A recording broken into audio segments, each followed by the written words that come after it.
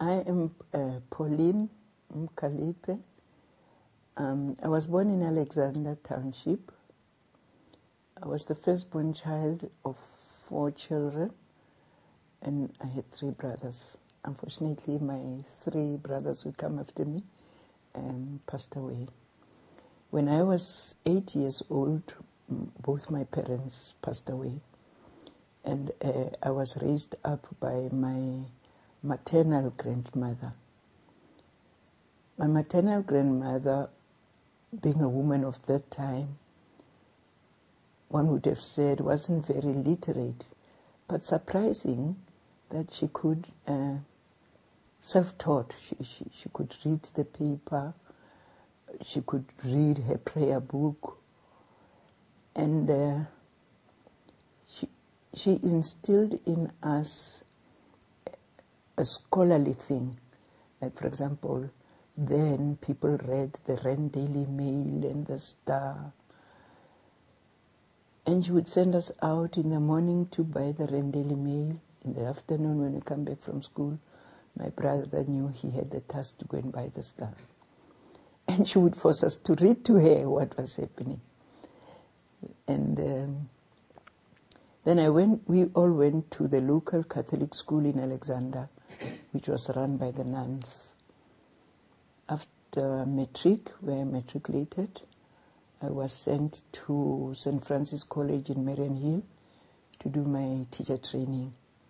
Well, then we didn't have much of a choice. It was either you're a teacher, a nurse, or a social worker. So I opted to be a teacher. Then I studied for 2 years at Mariannhill and came back and taught at my old school. Just to go back to say, in 1955, that was when Bantu education came in. But fortunately, I wrote my matric exactly in 1955. So I went to teacher training in 1956. So I didn't get tainted by then called Bantu education. Like I said before, I came back and taught at my old school. Then for some luck, there was a scholarship from Italian Catholic Women's Organization. There were 2 scholarships. I was lucky to get the one. And I then went to Italy in 1961. I stayed there and I did a degree in the social sciences. When I came back home, obviously I had to have these qualifications certified, and the qualifications were certified at the honors level. And then I did a master's degree with UNISA on black women in the clothing industry. Just to go back a bit to say, when I came back from Italy, I worked for South African breweries. They needed sort of a junior researcher because breweries then was doing a study on the social effects of beer drinking or drinking. But the job with breweries didn't last long. I met a lady at breweries, Yetta Glass, and she told me about the vacancy at NIPR, and that's how I landed up at NIPR. When I got to NIPR, there was Sally Hall. I think Sally was a sociologist, but most of the work done in that department were the social research aspects in the work. For example, they had surveys where we would go out into the factories, judging on absenteeism, how the people feel about their work, all those work-related or people-related issues that were found in the companies. Sometimes the company themselves would initiate the project and ask NIPR to come and do it. and then that we would go. I loved it because it also gave me the occasion to travel, like going to Gutu Textiles, going to Newcastle then, and also the background of the working person in the factory. It was quite beautiful. The team of people that we worked with also were quite helpful because there were young males in there. The eldest, I think, was a guy named Victor Tisani or something. But it was a good team because we would travel together and board with the people, because then the lodging places, hotels and things were not yet open to us. So the factory that we visited would always make sure either we stay in the teacher's house or the factory supervisor's house in the township or things like that. Then there was another stint at South African breweries, where I went back again to breweries for the second time, leaving NIPR. Even then, it didn't stay long, because I think the problem at breweries, they were more profit-driven, you know. They wanted research on the products more than on human issues, on social issues. And I went back again for the second time at NIPR.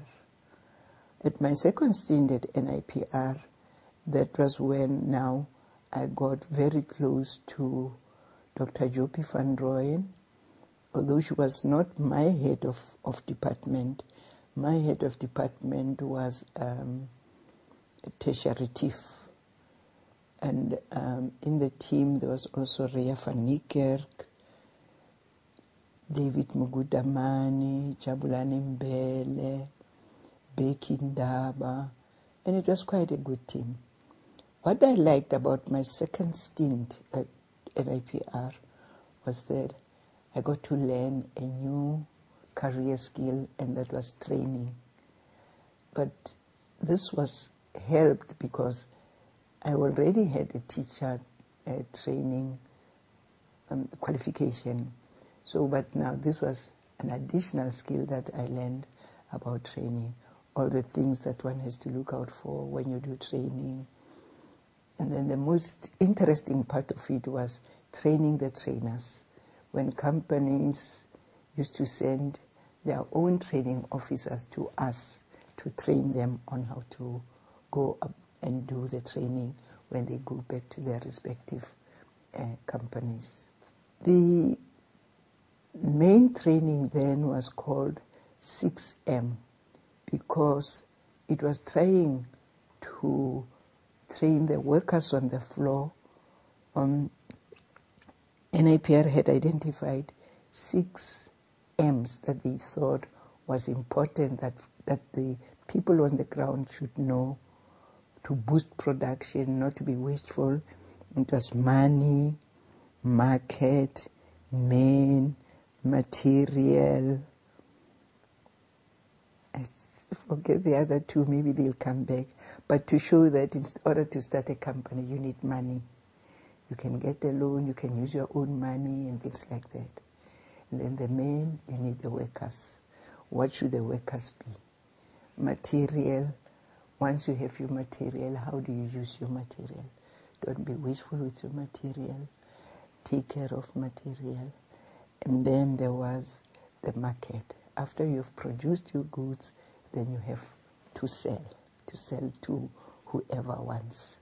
Let's say you're a cement producing factory, and then obviously your cement should be of a quality that your customers will always come back to you. Or there was management, now that I remember, there's also management, because then things were opening up for people on the shop floor, the factory shop floor, because they could now become managers, supervisors, you know, that ring. And then the most important thing, which I almost forgot of the M's, was machinery. because you can't have production without machinery. Then during the training session, people were taught how to care for the machines, servicing of the machines, be careful not to injure yourself when using the machines, all aspects related to machinery in production.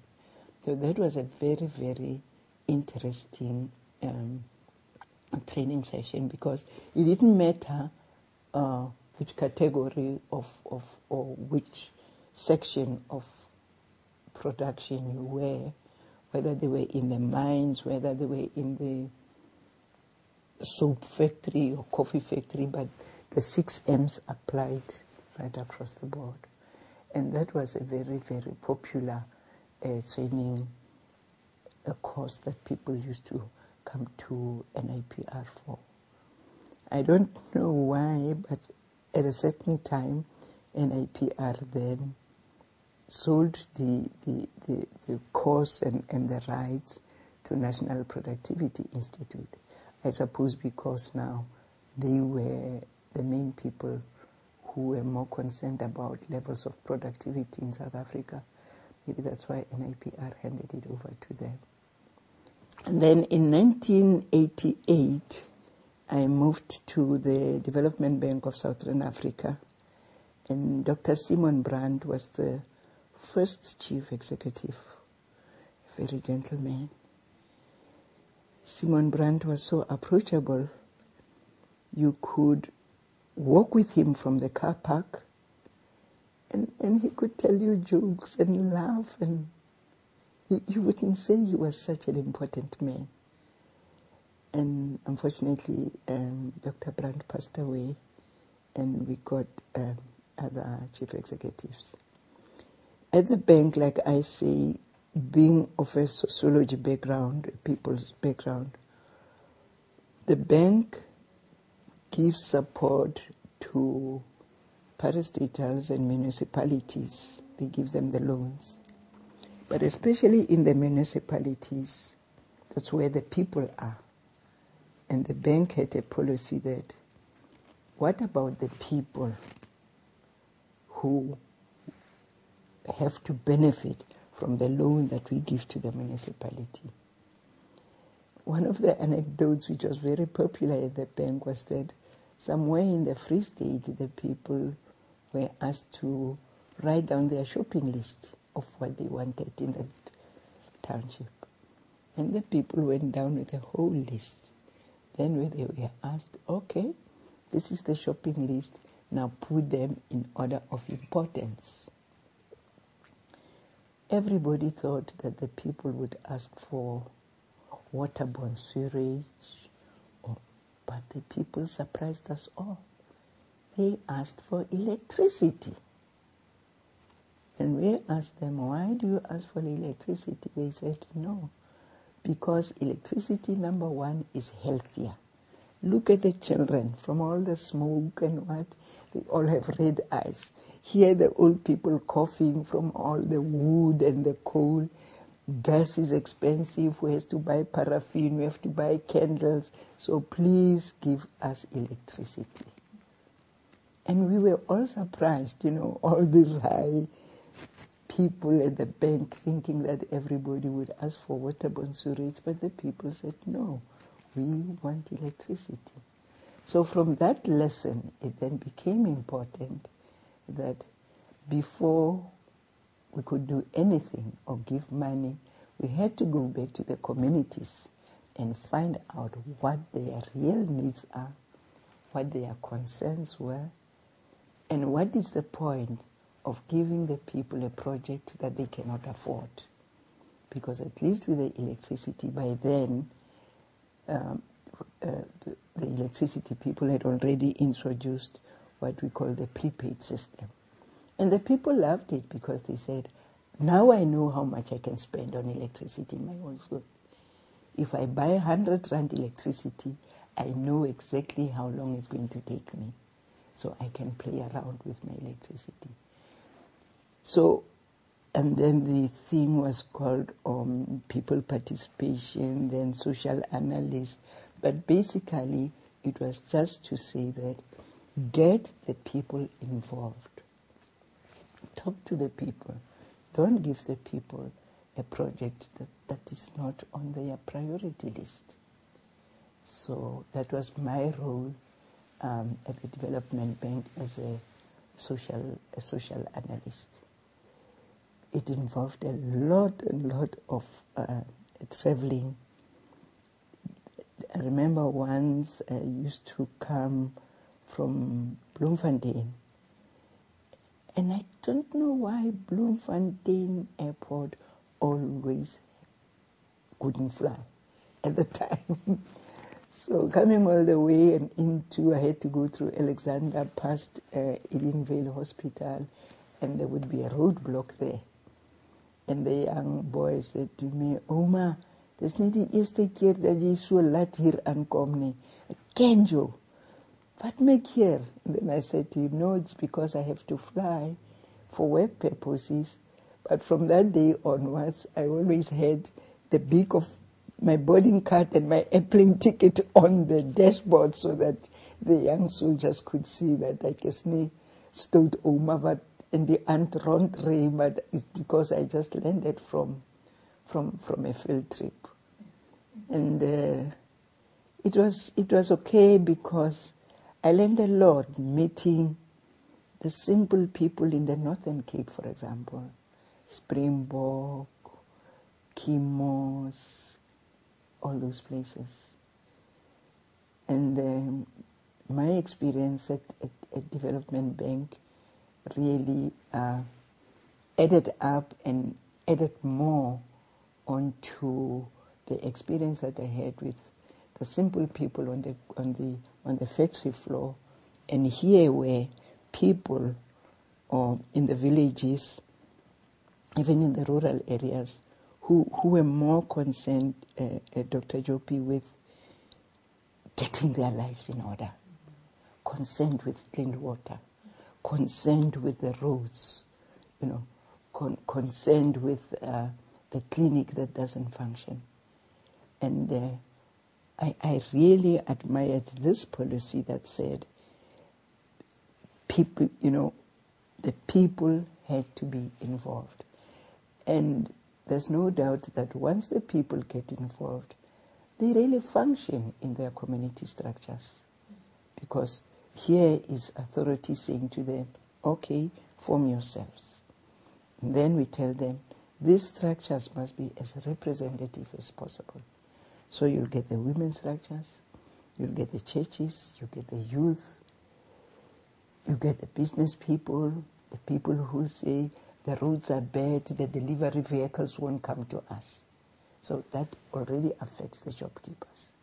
You have the people who say the roads are bad, the ambulance doesn't come.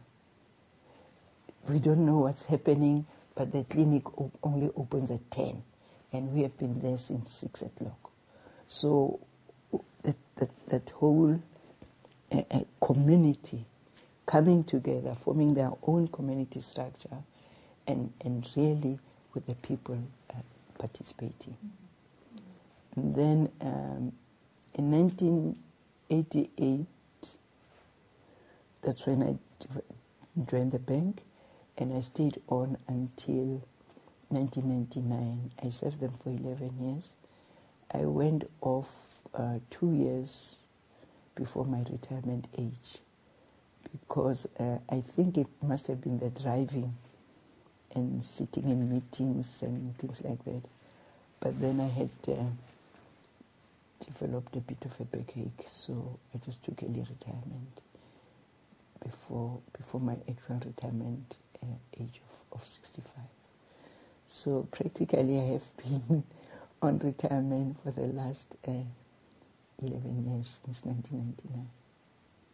Going out into the field to meet the people, apart from, because you cannot do social analysis, people participation, if you don't listen to the people. That's the first thing. But also showing the people that you really care, going back to the people, because we worked in a team. For example, a project team would have the project manager, the guy who does the economics, the guy who does the finances, the engineer, if it is a road or whatever project, and then they would have you, the social person. So between the 4 or 5 disciplines that were in that project, you had to work together. Because I remember the guy who was involved with the electricity would say, point out to us and say, but the volumes of electricity used are not, they don't make good economics. And I remember one day the finance guy saying to him, what does good economics have to do with it when the people are prepared to pay? Whatever they are prepared to pay. In any case, these people are going to have a prepaid electricity, so which means that the municipality will receive the revenue from the people. Because unless he goes out with his 50 rand to pay to buy electricity, so many units, he won't have electricity.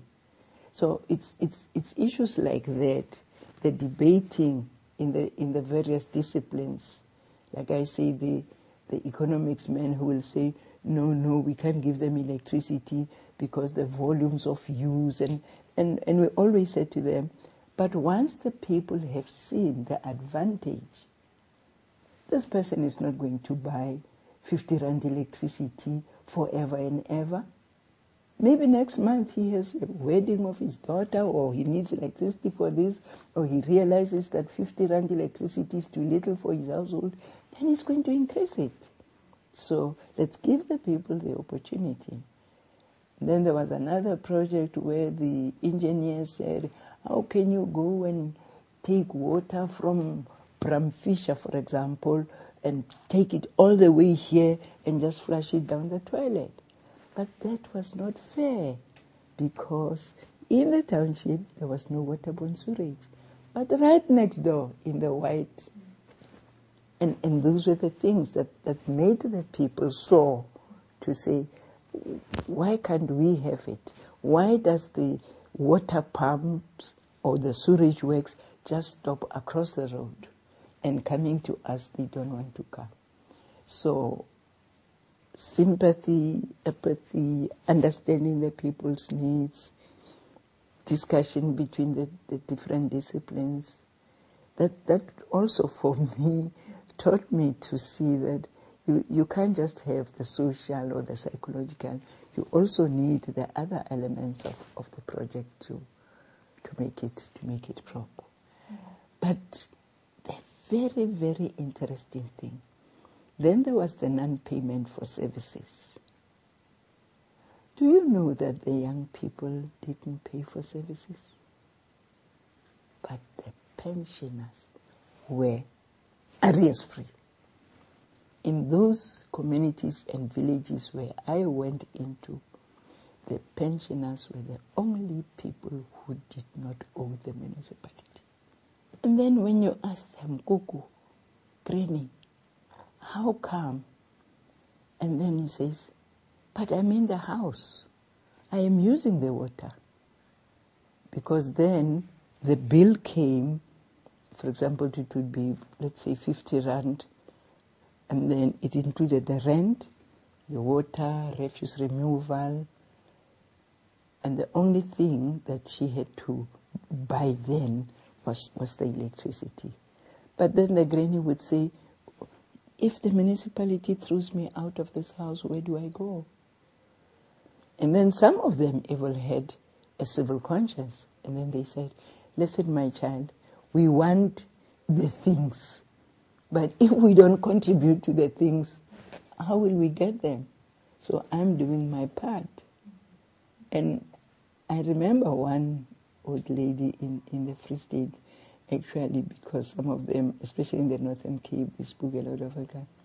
Nee, jy sê maar, my ouers het my geleer, mens moet eerlik wees. Altyd eerlik wees. So you have to be honest. You can't go and use the municipality water and not pay for it. You can't go and use the municipality electricity and not pay for it. But that thing was the one thing which I couldn't understand, that how come that the older members of the community were the ones who are paying? But you know, Joby, even today in our communities, young people don't pay their municipality rates in the townships. I don't know in the white areas, but they are the ones who earn. They are the ones who will bridge they call it bridging, so that the electricity meter doesn't go. I would say to the youngsters, actually, it's not only in the social sciences of psychology and sociology. I think it's overall. I'm going to divert a bit and look at our education system. Today's teacher is not yesterday's teacher. They don't care, UP. One, they come late. When they receive their checks, they don't care. They go before school is out at 2 o'clock. They always have an excuse of not being in the classroom. If they're in the classroom, they don't work with the children. How come that a child can even reach grade 3? He cannot count. He cannot do simple addition sums. He cannot read. You know, on Sunday, I was in church. There was a little girl sitting, this past Sunday, there was a little girl sitting next to me. So I took out the hymn book for the entrance hymn. It's an Easter hymn sung in Zulu. And I showed the child. And she didn't respond. Then I bent and whispered to her, "Can you read?" She said.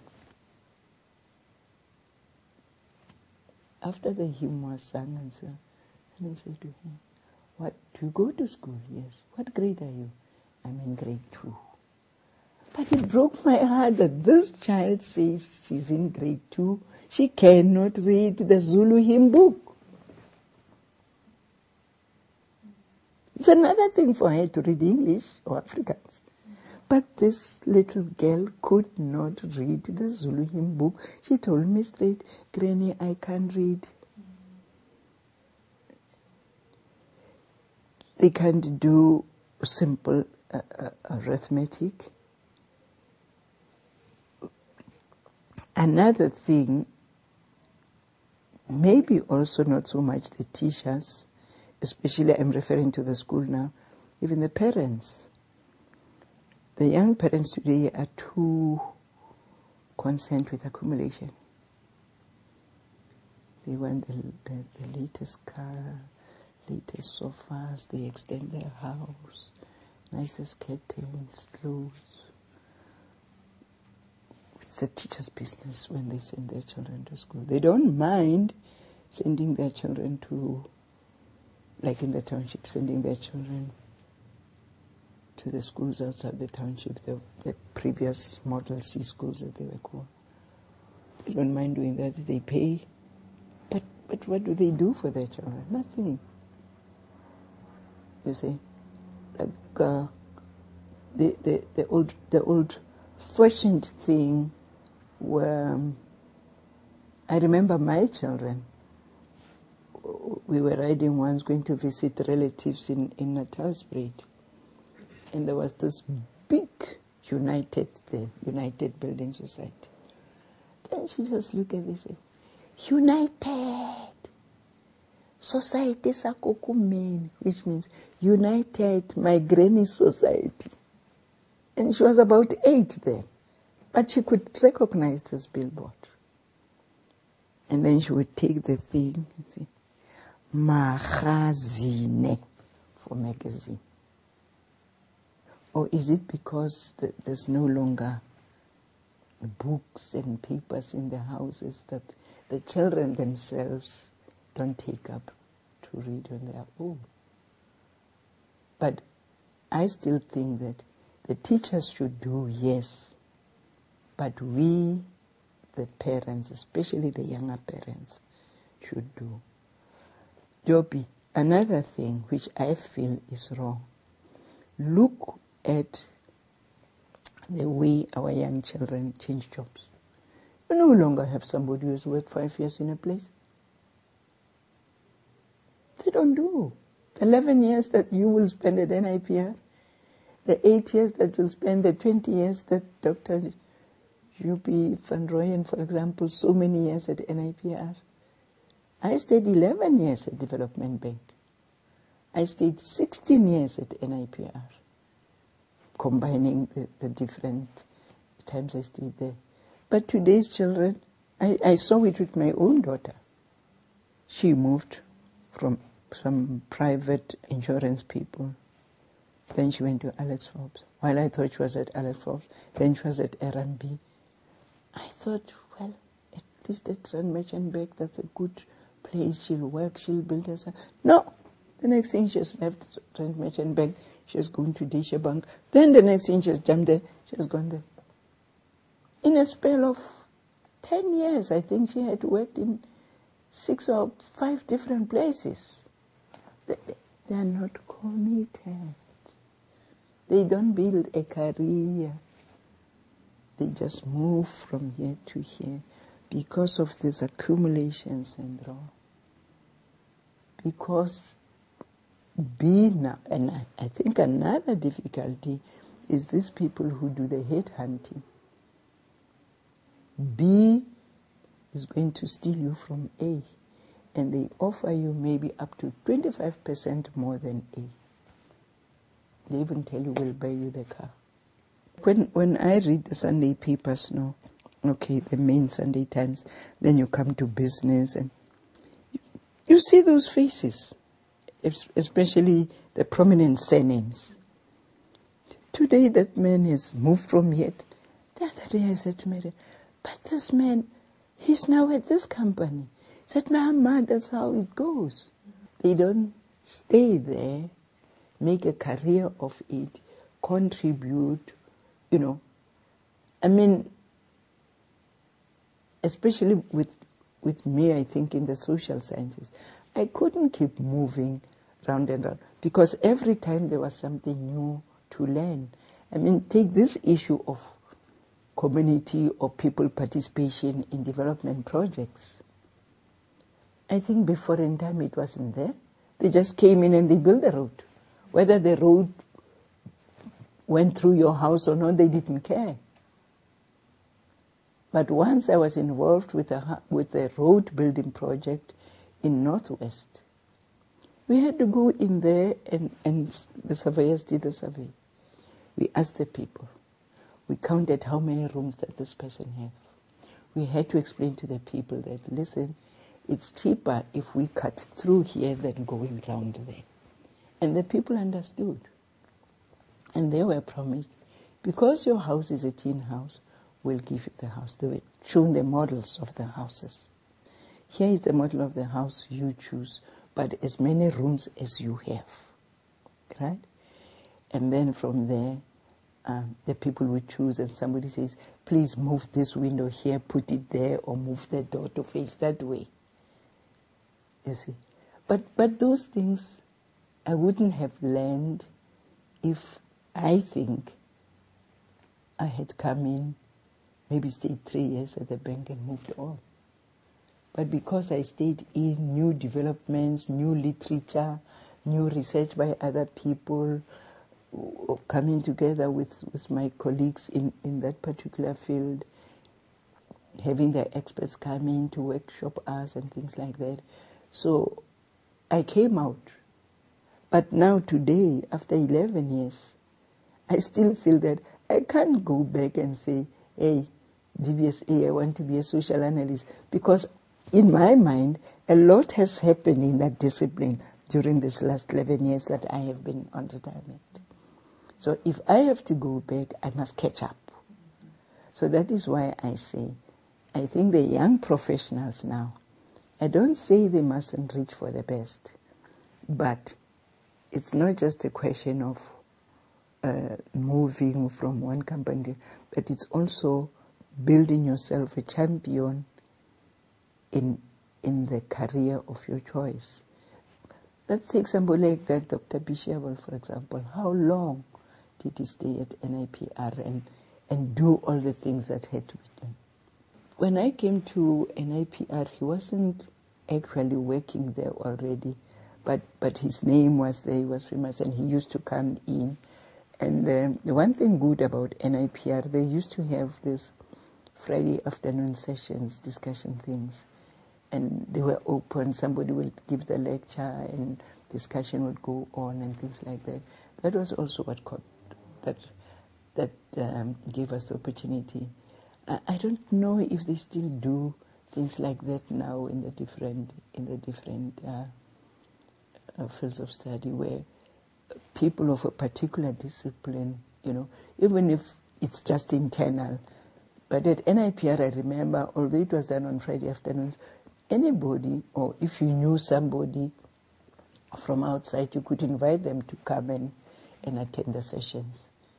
And to me, the sessions were quite good because they gave you a part of the internal work ethos and etiquette, but it also gave you what was happening outside. What were the new developments outside? I'm sorry to go back to this HIV/AIDS thing. It's a shame and disgrace, I think, in South Africa, where we even had to come to this level of the pandemic, when there are so many health experts out there. What was that? What did our scientists, local scientists, do about this thing? We have a whole medical research institute. What did they do about it? They left it in whose hands? Then there was the controversy about the ARVs, somebody saying they're toxic, somebody saying they're not toxic. But the people who should have been in the know, in the medical fields, doing research, or the chemists or the pharmacists, I mean, we only woke up to, initially when this disease came, there was so much misconception. People just thought by touching you get it. By the time, I remember, then I was doing, because I was preparing myself for retirement, so I did a UNISA certificate and diploma on ABET, because I thought, when I'm at home, I'll give back to my community. I know a lot of people in my church or in my roundabouts who cannot read and write, so I'll do ABET. But one of the things then, there was also the AIDS thing coming in. And there was so much misconception. Like I said, people thought by just touching you, by just standing next to you, I get this thing. And it went on for a long time. That is why this thing got out of hand. Because I was with the work for NIPR, going out into the factories, then I decided to do a sociological study on black women in the clothing industry. Because then we had Veka clothing, we had the factories in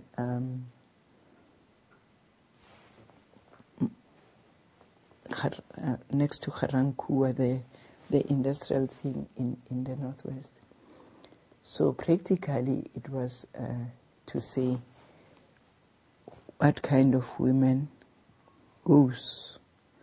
Fortunately, although in Johannesburg then, for a long time there were the factories, the factories down to Romfontein and Braamfontein area and Newtown area. But I wanted to look especially at these women, not in the urban areas. And then what was there? Fortunately, I had my mentor then, who was, although she was no longer at NIPR, but she was one of, I think, best sociologist women that I had ever met, Yetta Glass. So Yetta used to read up my writings and criticize, and sometimes I would say, I'm not going on, I'm stopping this thing, it's so difficult. But then another thing that I had then in the sociology department at UNISA, my professor was one Johann Lotz. And Lotz was just too good to me. Just to mention that during those studies, then my yevelike het nie so goed gegaan nie. En to stap ek uit van die yevelike. But it was surprising that when I took things to Lotz for him to correct, he sat me down and he phoned to say, listen, I'm not posting your thing, your script. Could you please come in? I would like to talk to you face to face. Then I went to see Lotz and we sat there, biscuits and a cup of coffee, and then he said, I've seen a change in your work. What is happening? So I said, what? Is it change for the good or for the bad? He says, no, you are writing better. Your thoughts are more clearer now. So I said to him, well, I'm sorry to say it, but I've stepped out of the marriage. He says, where are you now? I said, no, I've gone back to the maternal home. Fortunately, when I left my own house, my grandmother was still alive, the one who brought me up. But she was now sickly and so on. So I said to him, no, I've gone back and to where I was born. I'm living with my grandmother and the 2 children. But I haven't abandoned the studies because I really wanted to prove to myself that I can do this master's thing. And I was really pleased that Professor John Lotz said to me, there's such an improvement in your work. Yetta also said to me, listen, Pauline, this thing is really coming to shape. And then it was accepted and I graduated in 1980. I got the master's. And then while I was still at NIPR, I wanted to do the doctorate, but I was still now going to some more look at women. But this time I was saying women in business, because some of the women, even my own contemporaries, were leaving the professional work like nursing, teaching, social work, and going into their own businesses, you know. And then I wanted to have a look at that. I started, but then I felt I was being selfish because now my children were big, had grown, and they themselves had to go to university. So, and I was lucky that when I left an IPR and went to the development bank, that was just the time when my children started university.